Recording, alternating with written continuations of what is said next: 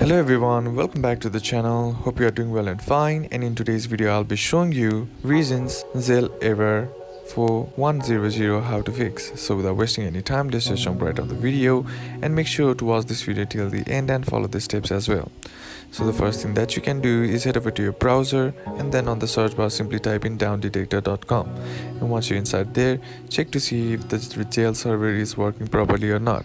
Sometimes due to the server issue there might be issues or problems causing Zelle to not operate properly. So what you can do is just patiently wait it out and then try again.